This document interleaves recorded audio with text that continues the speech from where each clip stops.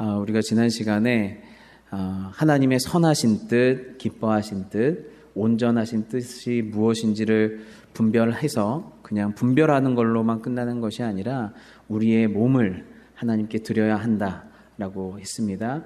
우리의 몸을 드린다고 하는 건 몸뚱이만 드린다는 것이 아니라 이 몸이라고 하는 존재의 집, 그러니까 우리 존재 자체를 하나님 앞에 드린다라는 것이었죠. 그런데 우리 존재 자체를 주님께 드릴지라도 그것이 대단한 헌신이나 특별한 헌신이 될 수 있는 것이 아닌 이유는 우리가 원래 주님의 것, 주님의 소유이기 때문에 주님께 드리면서 이것이 주님의 것입니다를 인정하게 되는 것입니다. 그럼에도 불구하고 우리는 주님의 것이 내 것이 아니지만 주님의 것을 주님께 드림으로써 그 사이에서 예배가 발생된다고 그랬어요. 주님께 드림으로. 인격적 피조물이 나 자신을 주님께 드리려면 주님의 주인 되심, 구원자 되심, 지혜로우심, 위대하심, 선하심, 사랑이심, 신실하심, 그것들을 인정하지 않으면 내 자신을 그리고 사랑하는 사람들을 주님 앞에 맡기고 올려드릴 수가 없다라고 그랬어요. 그래서 우리가 우리 자신을 그리고 사랑하는 사람들을 주님께 맡겨드리고 그리고 주님께 드릴 때 하나님 앞에 예배가 발생한다라고 했습니다. 오늘은 지난 시간에는 드림에 집중을 했다면 오늘은 그 앞에 있는 산제물에 집중을 해보려고 그래요. 드리긴 드리는데 어떻게 드리려고 하냐면 산제물로 드리라고 그래요. 그래서 그러면 산제물로 주님 앞에 드린다는 게 무엇인가 해서 오늘 이 산제물에 대해서 얘기를 하려고 합니다. 여기 보시면 제물로 드리라고 하는 것 자체는 구약에서 제물은 항상 구별되어서 하나님 뜻 안에서 구별되어서 거룩하고 흠이 없는 상태로 드려져요. 그래서 제물의 상태가 중요해요. 제물이 하나님 뜻 안에서 구별되어야 하고 그리고 거룩하고 흠이 없어야 돼요. 그렇게 제물의 상태가 있는 상태에서 그 제물이 드려져야 돼요. 제단 위에 드려져야 합니다. 아무리 거룩하고 아무리 준비되고 아무리 온전한 제물일지라도 제단 위에 드려지지 않으면 그건 제물이 될 수 없어요. 하나님이 받으시는 제물은 하나님 보실 때 구별되어야 하고 그리고 또 반드시 드려져야 돼요. 그래서 여러분이 주님 안에서 아무리 준비되고 아무리 여러분 볼 때 너무너무 여러 가지로 은사도 많으시고 능력도 있고 여러 가지로 구비되어 있을지라도 우리 자신을 제단 위에 드리질 않는다면 그것은 제물이 될 수가 없어요. 그런데 우리가 주님 앞에 제단으로 드릴지라도 제일 중요한 건 주님이 받으셔야 되는데 사실 주님은 우리를 받으실 수가 없어요. 왜냐하면 구별된 거룩하고 흠이 없게 보존된 제물이 아니기 때문에 그래요. 그런데 주님이 우리를 산제물로 드리면 그 제물을 받으시겠다는 거예요. 근데 여기에는 굉장한 은혜가 있어요. 그 얘기는 뭐냐면 주님이 우리를 어떻게 해요? 받으실만 하도록 거룩하게 하신다는 뜻이에요. 하나님의 모든 자비하심에 의해 하나님이 도저히 받을 수 없는 우리를 예수 그리스도의 피로 거룩하게 하고 깨끗하게 하고 흠없게 하셔서 내가 주님께 예수의 공로를 의지하여 나 자신을 드릴 때 주님이 나를 받으신다는 거예요. 받으신다는 거예요. 여러분, 주님은 아무거나 받지 않으세요. 주님은 아무거나 준다고 받는 분이 아니에요. 주님은 하나님 뜻 안에서 받고자 하시는 것만을 받으세요. 그런데 우리가 아무리 위대한 업적을 이룰지라도 예수의 공로에 힘입어 예수에 의해서 거룩해진 용서받은 상태로 하나님 앞에서 우리가 무엇을 드려야 하나님이 그것을 예배로 받으실 수 있다는 거예요. 그러니까 우리가 드린다는 게 부담스럽게 느껴지지만 우리가 우리 자신을 드릴 수 있다는 것 그리고 드리면 주님이 받으신다는 이 사실 자체가 사실은 은혜예요. 이 사실 자체가 어떻게 하나님이 날 받으실 수가 있지? 그래서 예수 그리스도의 십자가의 보혈의 공로 위에서 우리가 우리 인생을 드릴 때만 하나님은 그것을 예배로 받으세요. 그러니까 아무리 위대한 일들을 하셔도 그게 예배가 안 될 수가 있어요. 예수의 공로 위에 없으면 말이죠. 두 번째로는 산 제물의 포인트가 살아있는 이것은 구약의 제물과는 좀 달라요. 구약의 제물은 죽음을 위해 존재해요. 그리고 단 한 번 드려요. 그리고 제단 위에서 바쳐져요. 근데 신약에서의 지금 이 산 제물은 죽음의 포커스가 있는 것이 아니라 살아있음의 포커스가 있어요. 생명의 포커스가 있어요. 그리고 단 1회가 아니라 삶의 포커스가 있어요. 예. 그리고 이 제물의 특징은 뭐냐면 제단 위에서 죽는 게 아니라 세상 속으로 나간다는 것에 특징이 있어요. 이 신약의 산 제물은. 여러분, 구약에서 살아있는 제물, 산 제물로서 제물이지만 죽지 않고 하나님 앞에 드려진 제물이 하나 있어요. 유일한 제물이에요. 기억나시나요? 제물인데 안 죽어요. 살아있는 채로 하나님께 드려지는 제물이 있어요. 다 알고 계시잖아요. 그렇죠? 예. 예. 대속죄일에 드리는 제물, 아사셀의 염소. 다 모르는 표정이어가지고 연기를 못하세요. 아는 척 하셨어야죠. 아사셀의 염소예요. 아사셀의 염소는 대속죄일이에요. 대제사장이 순 염소 2마리를 잡아요. 근데 순 염소 2마리 중에 한 마리는 제단에 바쳐져요. 그리고 한 마리는 아론이 그 대제사장의 그 염소에게 모든 이스라엘 백성의 알고 지은지 모르고 지은지를 다 전가시켜서 그 염소를 광야에 풀어놔요. 그래서 광야에서 죽도록 해요. 그게 아사셀의 염소예요. 레위기 말씀 보면 아론은 그의 두 손으로 살아있는 염소의 머리에 안수하여 이스라엘 자손의 모든 불의와 그 범한 모든 죄를 아뢰고 그 죄를 염소의 머리에 두어 미리 정한 사람에게 맡겨 광야로 보낼지니 염소가 그들의 모든 불의를 지고 이스라엘 백성의 모든 불의를 지고 접근하기 어려운 땅에 이르거든. 사람이 없는 땅이죠. 홀로 고독하게 죽는 거예요. 어려운 땅에 이르거든 그는 그 염소를 광야에 놓을지니라. 광야에 놓는 거예요. 사람이 없는 땅으로 가서. 여러분, 이 아사셀의 염소가 무엇을 떠올리게 해요? 영문 밖에서 죽으신 제물 대신 예수 그리스도가 떠올리게 되는 그 아사셀의 염소, 그분을 떠올리게 해요. 히브리서 13장 12절에 그러므로 예수도 자기 피로써 백성을 거룩하게 하려고 성문 밖에서 고난을 받으셨느니라. 성문 밖에서 고난을 받으셨느니라. 외롭게 고독하게 그 죽음을 단 한 사람에게도 이해받지 못하고 이 모든 하나님 백성들의 죄, 여러분의 죄까지 다 끌어안고 영문 밖에서, 성문 밖에서 고난받아 죽으신 거예요. 그러니까 대속죄일에 잡는 순염소 2마리, 제단에서 죽는 염소와 아사셀의 염소, 이 두 염소는 다 우리 주 예수 그리스도를 가리키고 보여주는 상징들이에요. 예수님은 십자가라는 제단에서 우리를 위해서 죽으실 거예요. 그리고 영문 밖에서 우리의 모든 죄와 불의를 끼어안고 그것을 그 불의를 가지고 죄의 짐을 지고 세상 죄를 지고 가는 어린 양으로 살다가 고난 가운데 살다가 거기에서 죽으실 거예요. 그게 아사셀의 염소예요. 그게 구약의 산제물이에요. 그렇다고 하면 신약의 산제물인 저와 여러분은 어떠한 산제물일까요? 어떠한 염소일까요? 죄의 짐을 지고 가는 염소가 아니에요. 우리의 산제물은 예수께서 우리 죄를 위해서 죽으셨기 때문에 그 죽음이 낳은 생명, 우리의 모든 죄를 짊어지고 죽으시고 당신의 의를 우리에게 전가시켜 주셨어요. 그래서 아론은 이스라엘 백성의 죄를 전가하여서 그 염소로 하여금 세상에 나가게 했지만 예수님은 우리의 죄를 다 용서하시고 죄가 용서받은 생명을 주시고 자기의 의를 우리에게 전가시키셔서 세상으로 가라로 가시는 거예요. 예수의 생명을 드러내라. 예수의 죽음이 아니라 가서 죽어라가 아니라 네가 가는 이 세상 광야 한가운데에서 비록 너를 이해해 줄 사람이 별로 없겠지만 예수님이 죽음이 낳은 그 생명, 구원이 낳은 그 생명으로 예수의 생명을 드러내는 자, 예수의 의를 드러내는 자로 살아라. 이것이 바로 산제물인 줄 믿습니다. 그게 산제물이에요. 생명을 드러내는 자. 예수의 삶을 드러내고 인격을 드러내는 그러한 새로운 아사셀의 염소가 저와 여러분이 되는 거예요. 생명을 나타내는 자가 되는 것이죠.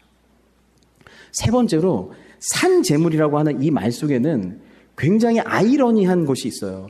제물은 죽는 것인데 살아있음은 생명이에요. 이 말 자체는 살아있음으로 죽고 죽고 있음으로 산다는 뜻이에요. 삶과 죽음이 함께 공존하는 존재 방식이란 뜻이에요. 너희는 산 제물이 되라. 산 제물로 하나님께 드려라. 그 얘기는 너는 어떻게 이 세상에서 존재해야 되냐면 살아있지만 죽은 자로 존재하고 죽어있지만 산 자로 존재하라는 거예요. 삶과 죽음이 함께 공존하는 정체성으로 존재 방식으로 살아가라는 뜻이죠. 근데 이것은 바울이 처음부터 강조한 그리스도인의 존재 방식이었어요. 왜 우리는 삶과 죽음이 함께 우리 안에 있는가? 그 이유는 우리는 예수 그리스도의 십자가와도 연합되어 있고 예수 그리스도의 부활과도 연합되어 있기에 성도들 안에, 그리스도인들 안에는 예수의 죽음과 예수의 생명이 함께 나타난다는 거예요. 우리 삶에서. 그래서 로마서 말씀 보면 그러므로 우리가 그의 죽으심과 합하여 세례를 받음으로 그와 함께 장사되었나니 이는 아버지의 영광으로 말미암아 그리스도를 죽은 자 가운데에서 살리신 것 같이 우리로 또한 새 생명 가운데 행하게 하려 하십니다. 새 생명 가운데 행하는 새로운 아사셀의 염소죠. 그러려면 어디에 연합해야 돼요? 먼저 죽으심과 연합해야 돼요. 만일 우리가 그의 죽으심과 같은 모양으로 연합되었다면, 십자가에 연합되었다면 또한 그의 부활과 같은 모양으로도 연합한 자가 되리라. 이와 같이 너희도 너희 자신의 죄에 대하여는 죽은 자요.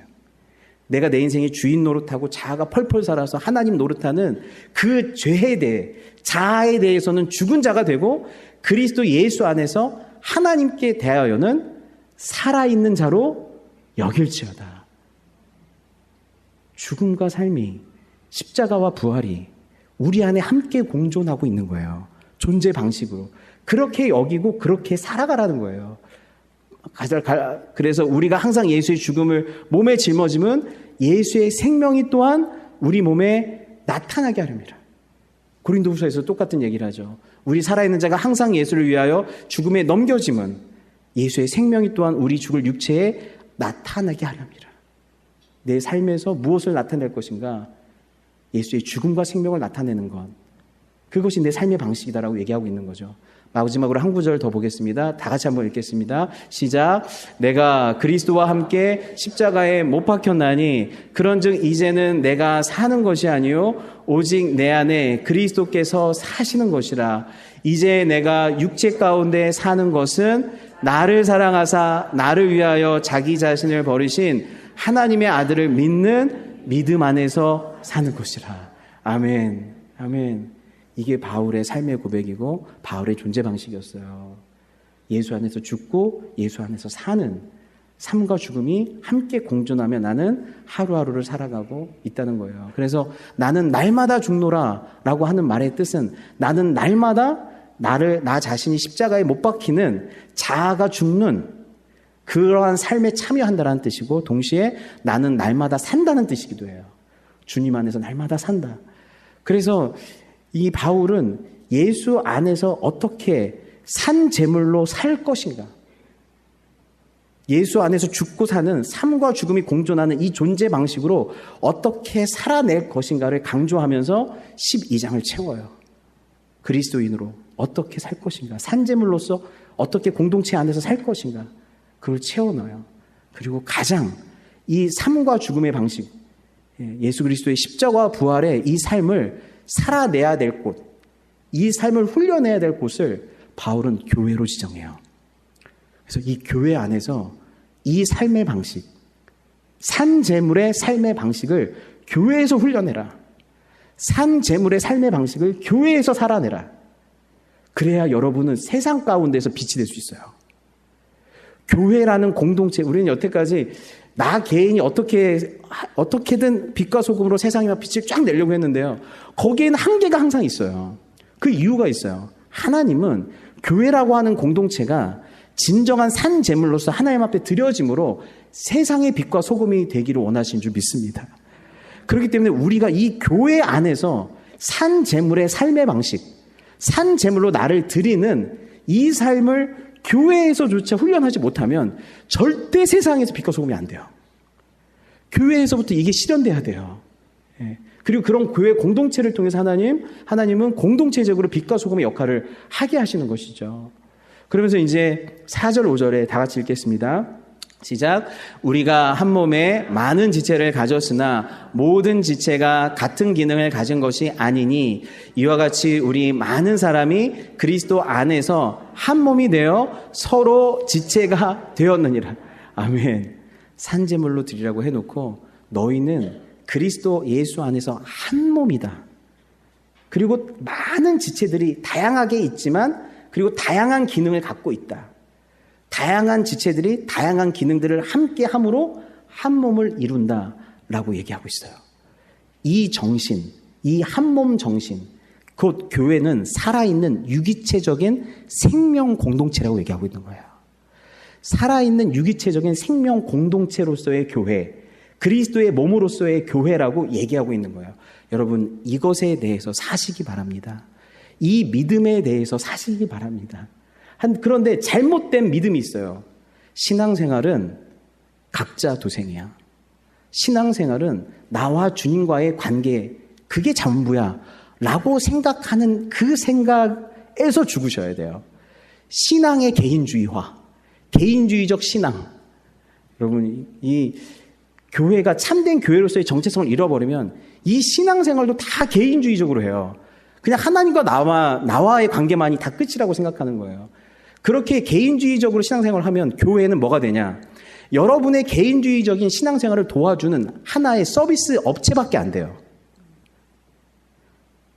부흥회가 됐든 성경 공부가 됐든 집회가 됐든 그건 다 여러분과 주님과의 관계, 그 종교생활 자체를 도와주는 하나의 업체로서 서비스를 제공하는 곳밖에 안 돼요.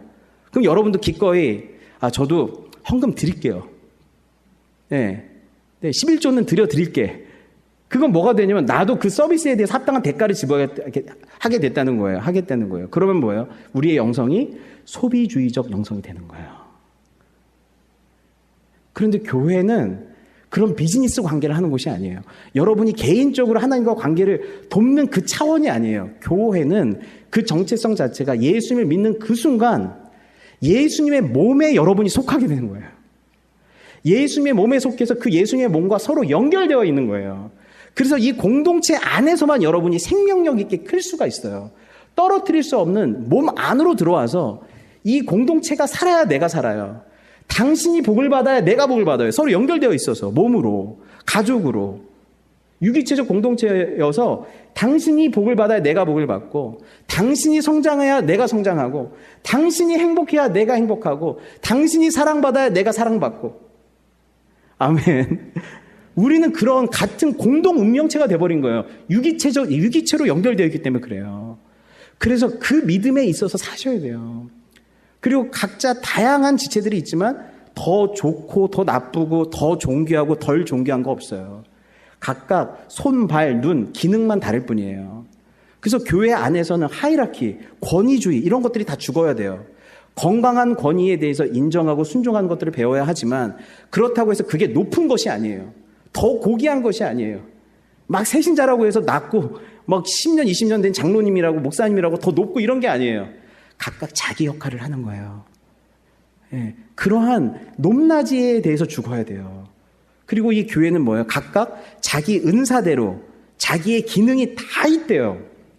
모든 성도들에게는 이 교회를 섬길 만한 기능, 은사, 하나님이 주신 재능과 선물이 다 있다 없다? 있다. 그런데 많은 분들 그래요. 목사님, 저는 할 줄 아는 게 없습니다. 저는 못해요. 그리고 제가 안 하는 게 더 돕는 겁니다. 예. 저 안 해도 교회 잘 돌아갑니다. 이런 생각을 할 수 있어요. 예, 돌아가긴 돌아가요. 근데 궁핍하게 삐그덕거리면서 돌아가겠죠. 여러분, 재능이 하나님이 주신 우리의 능력이 있는데요. 능력이 나 자신만을 위해서 사용되면 그걸 재능이라 그래요. 근데 능력을 하나님의 교회와 공동체를 하나님 나라를 위해서 사용되면 그걸 은사라 그래요. 똑같은 능력을 누구를 대상으로 누구를 위해 사용하느냐에 따라서 성령이 도우시는 선물이 되기도 하고 은사가 되기도 하고 그냥 재능으로 끝날 수도 있어요. 근데 은사란 게 뭐예요? 하나님이 주신 선물이에요.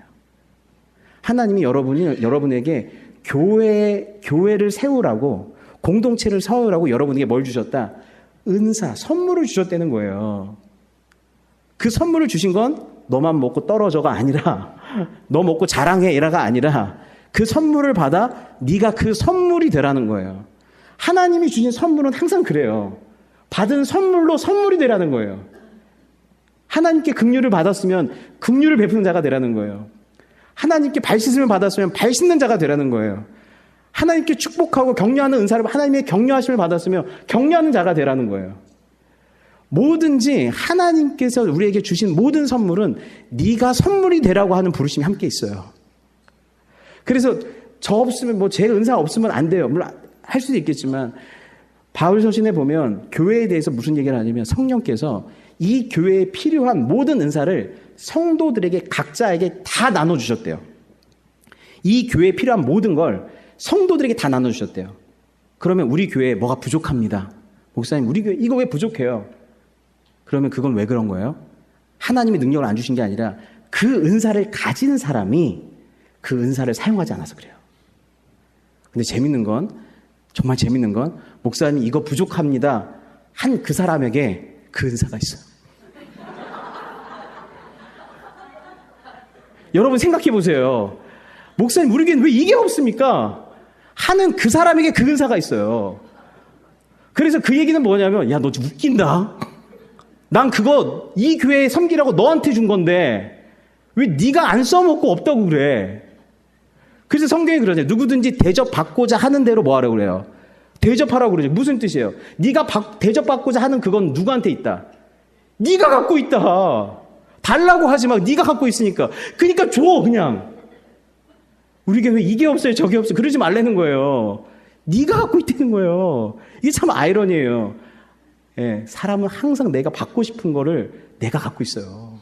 내가 갖고 있어요. 그러니까 나 없어도 된다라고 하는 지금 할 일이 너무 시간이 많이 가는데 지금 아무튼 그래요. 이게 은사 그거에 대해서 죽어야 돼요. 보세요. 우리가 교회를 바라보는 관점, 세계관, 가치관에 대해서도 살아야 할 게 있고 죽어야 될 게 있는 거예요. 신앙생활 각자 도상이다. 많은 지체가 있지만 위아래가 있다. 나 없어도 괜찮다. 이런 생각에 대해서 죽어야 돼요. 교회에 대한 가치관, 잘못된 가치관에서 죽어야 돼요. 주님이 말한 너희는 예수 안에서 한 몸이다. 서로 각자가 다 다르지만 이 교회를 세우려고 내가 너한테 준 은사가 있다. 그 은사로 교회 세워라. 지금 말씀하시는 거예요. 예. 그렇게 이 교회를 바라보는 것 안에서도 삶의 관점과 죽음의 관점으로 바라봐야 되는 게 있어요. 그러면 실제로 여러분이 갖고 있는 은사로 교회를 섬길 때, 그 섬길 때에도 어떻게 해야 돼요? 십자가와 부활의 방식, 죽음과 생명의 방식으로, 산 제물의 방식으로 섬겨야 돼요. 말씀을 같이 읽겠습니다. 6절에서 8절 시작. 우리에게 주신 은혜대로 받은 은사가 각각 다르니 혹 예언이면 믿음의 분수대로, 혹 섬기는 일이면 섬기는 일로, 혹 가르치는 자면 가르치는 일로, 혹 위로하는 자면 위로하는 일로, 구제하는 자는 성실함으로, 다스리는 자는 부지런함으로, 긍휼을 베푸는 자는 즐거움으로 할 것이니라. 아멘. 총 7가지 은사를 대표적으로 얘기해주고 있어요. 그렇다고 하면 교회에 예언하는 은사가 있대요. 근데 이 예언이 그냥 예언이 아니죠. 산제물로 드려야 되는 예언이죠. 산제물의 예언이 있어요. 여러분, 저는 여러분에게 매주 설교 때마다 예언하고 있는 거 아세요? 예. 가장 강력한 예언이 뭔지 아세요? 그게 복음이에요. 예. 목사님, 제 미래 어떻게 될 거야? 어떻게 될까요? 주 예수를 믿으라. 그래야만 너와 내 집이 복을 받으리라. 예언적이지 않아요? 하나님이 세상을 이처럼 사랑하라 독생자를 주셨으니 그를 믿는 자마다 영생을 얻게 될 것이다. 안 믿으면 너 끝이 지옥이야. 믿지 않으면 이미 심판을 받았느니라. 요한복음 3장 18절도 같이 외워야 돼요. 믿지 않는 자는 그 믿지 않음으로 말미암아 이미 심판을 받았느니라. 예. 목사님 어느 길로 가야 될까요? 예수께서 길이요 진리요 생명이다. 예수께로 가라. 예. 그 어디로 모르겠지만 예수께로 가라. 예수가 길이요 진리요 생명이다. 예. 복과 생명이 다 예수 안에 있다. 하늘에 신령한 모든 복이 예수님 안에 있다. 이 복음을 전한다는 것은 항상 그 안에 예언자적, 하나님의 약속이 담겨있기 때문에 복음 자체가 예언자적 성격을 갖고 있어요. 그렇기 때문에 예언을 산 제물로 드린다는 건 나는 온전한 마음으로 온전한 복음을 계속 전하겠습니다. 복음으로 세상 가운데 살겠습니다.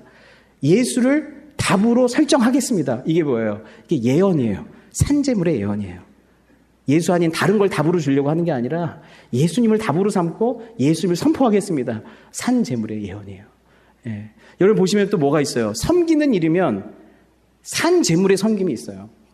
예. 여러분 섬기다라고 하는 이 단어 자체가 식사를 시중 두는 일에서 나온 단어예요. 섬김이란, 그러니까 하인의 단어, 노예의 단어예요.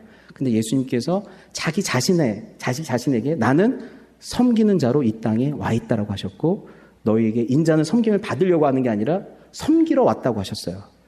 자기 자신에게 노예의 단어, 하인의 단어를 붙이셨어요. 그리고 낮은 자리로 임하셨어요. 그래서 섬김에서 가장 중요한 건 높아지려는 마음에서 죽는 거예요. 우리는 섬김을 통해서 높아지려고 하는 유혹들이 계속 있어요. 섬겨보면 알아요. 섬겨보면 이게 정말 힘들어요. 나이스 했던 사람도 정말 열심히 섬겨보면 왜 안 알아주지? 왜 나만 하고 있지? 네. 내 섬김이 드러나고 싶고 높아지고 싶고 그것으로 말미암아 인정받고 싶은, 그걸 아무도 안 알아주고 내가 오히려 섬김에도 불구하고 이상한 얘기를 듣고 그럼에도 내가 괜찮은가? 쉽지 않아요. 실제로 섬겨보면요, 와, 내 자아가 이렇게 세네. 실제로 섬겨보면 내가 얼마나 많이 살아있는 것을 알게 돼요. 예, 그런 내가 죽고, 섬김으로 인정받으려고 하는 내가 죽고, 예, 보이지 않더라도, 티나지 않더라도 예수님의 섬김으로 섬기는 그 섬김으로 살려고 하는 것이죠. 예, 그런데 쉽지 않아요. 쉽지 않아요. 예. 왜냐하면 내 자존심이 계속 죽는 일들을 경험하기 때문에, 섬김을 통해서 내가 죽고 예수로 사는 것들을 계속 경험하기 때문에. 근데 그거 아세요? 하나님은 성도의 죽음을 귀하게 보신다 그랬어요. 그 무슨 뜻이냐면, 여러분이 섬기는 그 행위 자체보다도 그 섬김을 위해서 여러분 자신의 자아가 죽고 욕심이 죽고 드러나려고 하는 욕망이 죽고 인정받으려고 하는 그 마음이 죽는 그 죽음을 주님이 기쁘게 보신다는 거예요. 그 죽음을 받으신다는 거예요. 그래서 주님, 내가 죽고 내 자존심이 죽고, 하나님 다 어디 갔습니까? 저만 남았습니다 하는 이런 마음이 죽고, 예, 저는 이번까지만 할래요 이 마음이 죽고, 예, 하면 뭐해 인정도 못 받는 거 이런 마음이 죽고, 주님, 예수께서 묵묵히 그 길을 가셨던 것처럼 섬기는 자로 있겠습니다. 예수로 사는, 그렇게 죽는 게 얼마나 힘들어요. 잠 못 자고. 그런데 어때요? 주님은 그 죽음을 받으시는 거예요. 그 죽음을 받으시는 거예요. 가르치는 자면 가르쳐야 돼요. 산재물의 가르침이 있어요. 내 가르침으로 내 지식을 자랑하거나 이런 게 아니에요. 그 가르침에 내 삶을 통합시키는 것이죠. 위로하는 자면 위로하는 일이 있어요. 산재물의 위로가 있어요. 예. 보시면 정말 위로를 잘하신 분들이 있어요. 뭐가 아픈지 금방 아시고 어떻게 도와야 될지 아시는 분. 말로 위로해야 될지, 대화로 위로해야 될지, 함께하는 시간으로 위로해야 될지, 선물로 위로해야 될지, 음식으로 위로해야 될지, 그걸 잘 아시는 분들이 있다면 여러분 위로하세요. 내가 받은 그 고통이 이 사람한테 보인다면 여러분 주저하지 마시고 가셔서 위로하세요. 근데 위로하면서도 뭐예요? 내가 빨리 그 사람의 문제를 해결해 주고 싶은 마음이 또 죽어야겠죠. 예. 나 때는, 그리고 나는 이렇게 해결했어, 너도 그렇게 해봐 막 하는 그런 것도 좀 죽어야겠죠. 때로는 그냥 같이 아파하면서 함께 있어줘야겠죠. 저도 나름 위로를 잘하는 사람인 줄 알았는데요, 요즘 보니까 위로를 잘 못하더라고요. 그래서 성도님들하고 만날 시간이 많지 않다 보니까 어쩌다 만나서 이런 여러 가지 어려운 얘기 들으면 제가 너무 빨리 답이 떠올라요. 어떻게 도와줘야 될지. 있잖아요. 네, 잘 들었는데요. 1, 2, 3, 3단계가 있습니다. 1단계, 2단계, 3단계. 네, 이런 식으로 하면 문제가 해결될 겁니다. 딱 그래요. 문제를 해결해 주려고 해요. 함께 있어 주려고 하지 않고. 위로해 주려고 하고 막 1, 2, 3 딱 해요. 그리고 딱 가시는데 마음이 뒤돌아보면 이분이 목사님한테 위로를 받으러 왔다가 부담만 이렇게 가져가지고 아유, 더 큰 짐만 받아가고 오는 거예요. 그러니까 뭐예요? 위로를 하면서 뭐예요? 내가 죽어야 될 게 또 보여요. 여러분, 주님께 나를 드리지 않으면요, 안 보여요. 내가 뭐가 죽어야 될지, 내가 어떤 것을 살려내야 될지, 어떤 부분에 있어서는 아직도 안 죽었는지. 섬기면서 드리면서 알게 되는 거예요. 아, 다음에 만날 때는 더 들어드리자. 다음에 만날 때는 같이 울어드리자. 다음에 만날 때는 완투 뚜리진 게 완만하자. 어떻게 된다? 하나님 주신 은사를 사용해야만 업그레이드가 돼요. 죽어야 될 게 보이고 살려야 될 게 보이기 시작하는 거예요. 그리고 뭐예요? 구제하는 자는 성실함으로. 이때부터 중요하죠. 구제하는 자는 구제하는 일로가 아니라 거기 뭐가 붙어요? 성실함이라고 하는 성품이 붙죠. 왜 그럴까요? 구제하는 일부터는 이제 뭐가 중요하냐면 스킬이 중요한 것도 아니고 탤런트가 중요한 것도 아니고 재능이 중요한 게 아니라 성품이 중요하다는 거예요. 구제는 이 성실함이라는 단어가 단일함이라는 뜻을 갖고 있어요. 꾸준히 하라는 거예요. 이랬다 저랬다 하지 말고 구제하는 일을 꾸준히 해라. 중간에 멈추려고 하는 유혹에서 죽고 꾸준히 여러 가지 방식으로 꾸준히 해라. 이게 성실함이에요. 다스리는 자는 어떻게 다스리래요? 부지런함으로. 여러분, 리더십 책이 얼마나 많아요. 리더가 갖춰야 될 게 얼마나 많아요. 그런데 그 수없이 리더가 갖춰야 될 게 많은데 지금 성경은 딱 한마디를 하고 있어요. 부지런해라. 교회를 다스리는 사람, 집을 다스리는 사람, 사업을 경영하는 사람, 뭐가 됐든 다스리는 일, 리더십에 있는 사람들은 뭘 해라? 부지런하라요. 왜 부지런해야 될까요?